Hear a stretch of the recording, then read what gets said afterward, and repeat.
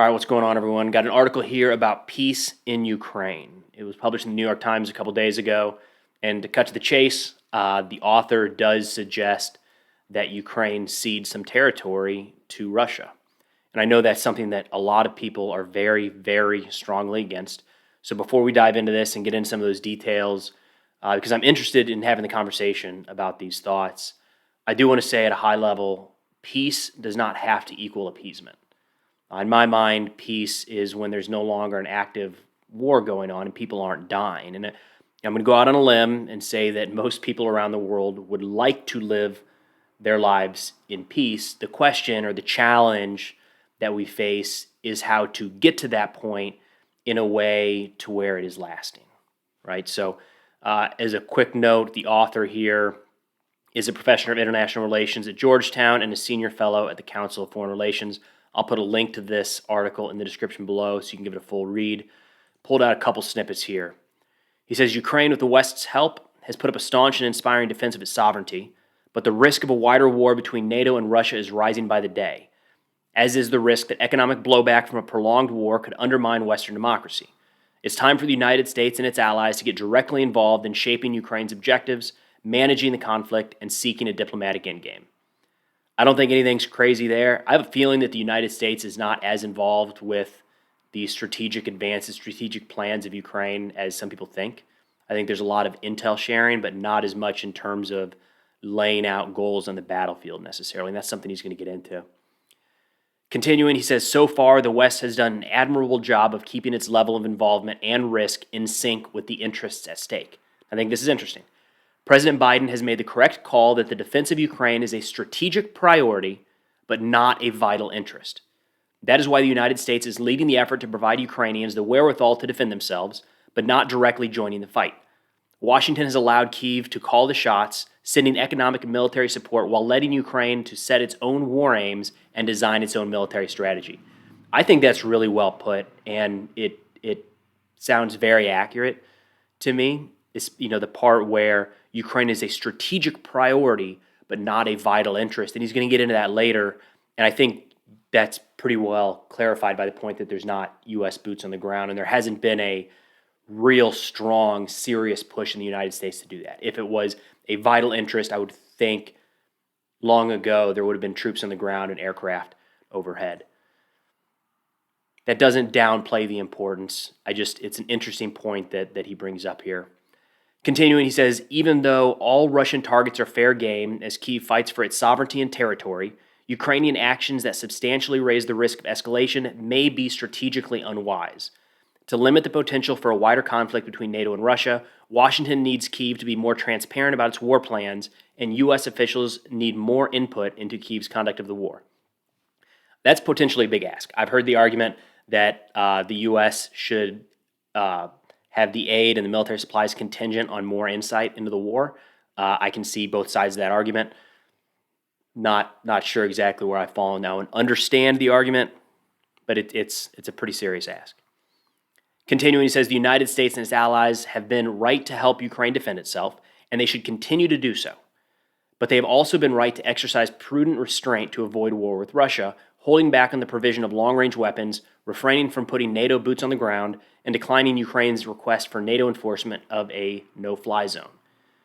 As the conflict escalates, prudent avoidance of war between NATO and Russia necessitates a next step, direct U.S. involvement in Ukraine's operational planning. He says Ukraine's war aims are morally and legally warranted, but they may not be prudent, kind of continuing on that track. In response to recent Ukrainian gains, Mr. Putin has doubled down, not backed down. When he announced the annexation of an additional chunk of eastern Ukraine on September 30th, he insisted that the people living in that region are, quote, becoming our citizens forever. That's where I think we do start to muddy the water between peace and appeasement, using those terms interchangeably when they shouldn't be, in my opinion,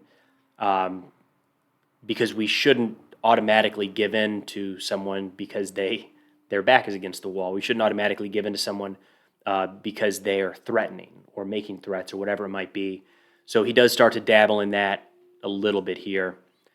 He continues, if the defense of Ukraine is not worth U.S. boots on the ground, which to this point, early November 2022, it has not been, by the fact that there's not NATO boots on the ground in a combat capacity, then Russia has already been dealt a decisive, even if not complete, strategic defeat in Ukraine. Given Ukraine's battlefield advances, Kyiv and its NATO partners are understandably tempted to try to vanquish Russia and restore Ukraine's full territorial integrity. But Mr. Putin's effort to subjugate Ukraine has already failed, and pushing for Russia's total defeat is an unnecessary gamble. The return of all of the Donbass and Crimea to Ukrainian control is not worth risking a new world war. That last part is something he's going to get into again in a second here, and I think he lays it out in a way that makes sense, but as I mentioned earlier, very interested to hear all of your thoughts on this. He continues, sooner rather than later, the West needs to move Ukraine and Russia from the battlefield to the negotiating table, brokering a diplomatic effort to shut down the war and arrive at a territorial settlement. A hypothetical deal between Russia and Ukraine would have two main components. I'm going to cut him a little bit of slack here. I've said it before in videos. No peace deal is going to be agreed upon. The terms for it are never going to be laid out in a short video like this or a short article like he wrote. That said, I do think a couple of these points are rather contentious, so let's jump into it. First, he says Ukraine would back away from its intention to join NATO, an objective that has for years provoked strong Russian opposition. Russia has legitimate security concerns about NATO setting up shop on the side of its 1,000-mile-plus border with Ukraine. NATO may be a defensive alliance, but it brings to bear aggregate military power that Moscow understandably does not want parked near its territory. I've seen this argued all sorts of different ways, right? On the one hand, this is where folks will say that NATO started the war, but NATO is not an offensive organization. They truly aren't. That said, nobody wants an adversarial military parked up on their border. So I don't think I would personally go so far as to say that NATO started this war. I think that lies with Russia, that the full responsibility lies with Russia. But that has played a big part in this conflict. And continuing on that first part about NATO, Ukraine would, Ukraine would continue to receive arms and economic support from the West and work towards membership in the European Union, but it would formally embrace the neutral status that it adopted after separation from the Soviet Union in 1991. Earlier in the war, Mr. Zelensky himself suggested that Ukrainian neutrality could be part of a peace deal with Russia. Again, it's very complex.